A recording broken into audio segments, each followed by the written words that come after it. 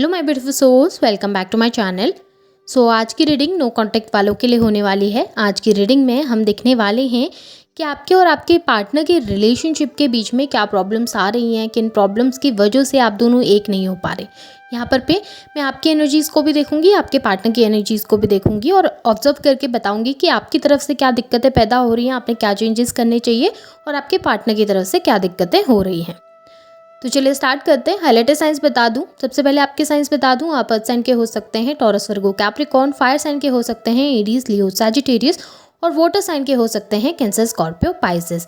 आप लोगों के लिए नंबर 3 इंपॉर्टेंट हो सकता है। मार्च मंथ आप लोगों के लिए इंपॉर्टेंट हो सकता है। नंबर 6 इंपॉर्टेंट हो सकता है। जून मंथ आप लोगों के लिए इंपॉर्टेंट दिखाई दे रहा है। यहाँ पर भी नंबर 4 अप्रैल मंथ की एनर्जीज दिखाई दे रही है और नंबर 5 मई मंथ की एनर्जीज भी स्ट्रॉन्ग दिखाई दी हैं।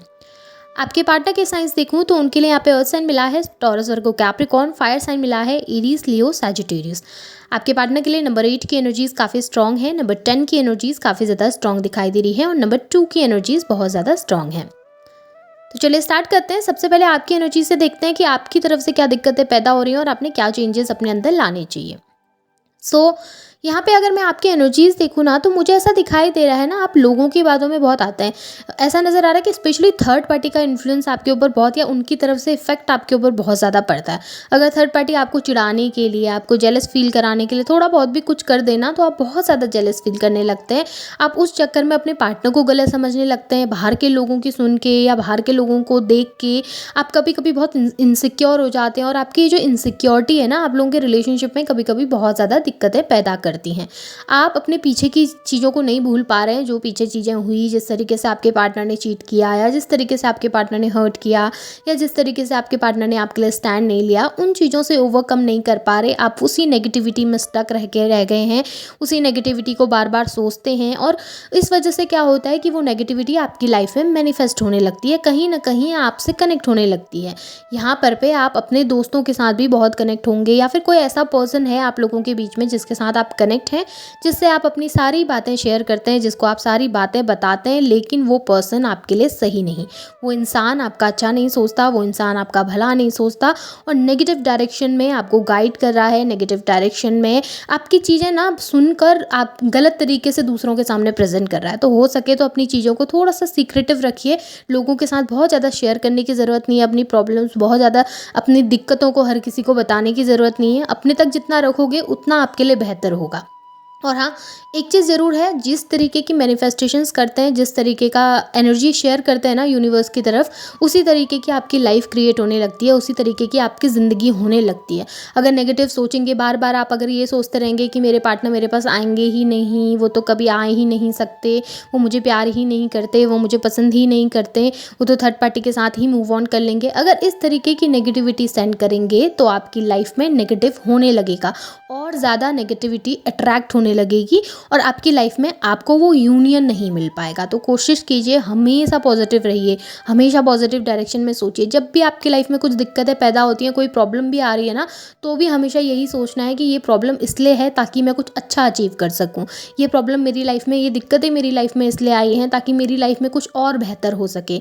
मेरी ज़िंदगी में, मेरे भाग्य में कुछ और अच्छा लिखा था, इस वजह से मुझे ये चीज़ें नहीं मिली हैं अभी।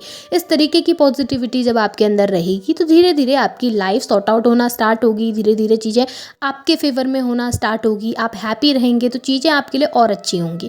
तो कोशिश कीजिए पॉजिटिव मैनिफेस्टेशन सेंड करने की और नेगेटिव थोड़ा सा कम रहिए, हर्ट थोड़ा सा कम रहिए, डिप्रेस्ड एनर्जी में बहुत कम रहना है आपने, स्ट्रेस थोड़ा कम लेना है। जितना हो सके कुछ नया करने की कोशिश, कुछ पॉजिटिव करने की कोशिश, कुछ अच्छा सोचने की कोशिश आपने करनी चाहिए। अपनी फैमिली के साथ टाइम स्पेंड करें। यहाँ पे मुझे दिखाई दे रहा है आपकी फैमिली आपको बहुत अच्छे से सपोर्ट करेगी, आपका बहुत अच्छे से साथ देगी। हर चीज़ों में लड़ने की ज़रूरत नहीं है, हर चीज़ों में बहस करने की ज़रूरत नहीं है। अपना गुस्सा अपने परिवार वालों पे, अपना गुस्सा अपने लोगों पे निकालने की ज़रूरत नहीं है। होता है, फ्रस्ट्रेशन होती है, हम कभी कभी अपनों से बहुत रूड हो जाते हैं, तो वो थोड़ा सा कम करना है आपने। आपकी एनर्जीज जितना अच्छी रहेंगी ना, जितना पॉजिटिव रहेंगी, जितना आप लोगों के साथ मिलकर चलेंगे, उतना आपके लिए बेहतर है। पर एक चीज़ का बहुत खास ख्याल रखना, जो मैंने आपको बताया कि अपने सीक्रेट्स लोगों के साथ शेयर करना बंद करें, अपने प्राइवेट चीज़ों को लोगों के सामने एक्सप्रेस करना बंद करें, क्योंकि हर कोई आपका हितैषी नहीं होता, हर कोई आपके लिए अच्छा नहीं सोचता है और हर कोई आपका अच्छा करना भी नहीं चाहता है। तो कोशिश कीजिए लोगों से अपनी चीज़ों को हाइड करना है।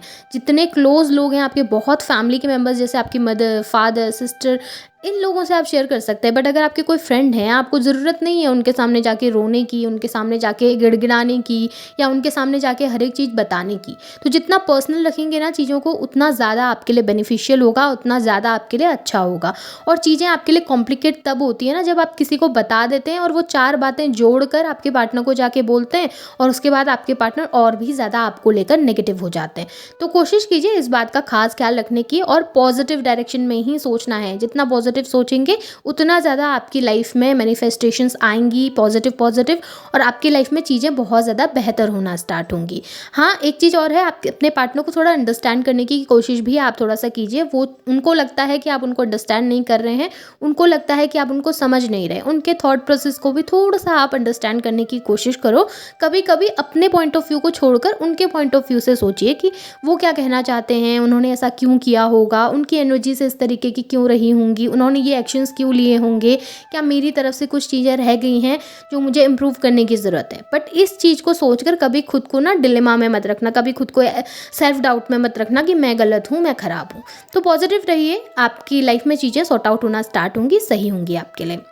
अब अगर आपके पार्टनर की एनर्जीज़ को देखूं तो मुझे ऐसा दिखाई दे रहा है आपके जो पार्टनर हैं उनकी एनर्जीज़ में ना बहुत ज़्यादा भटकाव मुझे दिखाई दे रहा है। एक जगह पे नहीं रहते आपके पार्टनर, उनके थॉट्स ना भटकते रहते हैं, कभी कहीं कभी कहीं कभी कहीं, कभी किसी चीज़ में इन्वॉल्व हो जाना, कभी किसी लोगों के साथ इन्वॉल्व हो जाना, कन्फ्यूज्ड ज़्यादा रहना और हमेशा ये सोचते रहना कि चीज़ें उनके हिसाब से चलेंगी, उनके हिसाब से होंगी, हमेशा खुद को प्रायोरिटी में रखना, अपनी फैमिली को प्रायोरिटी में रखना, अपने लोगों के लिए ज़्यादा सोचना।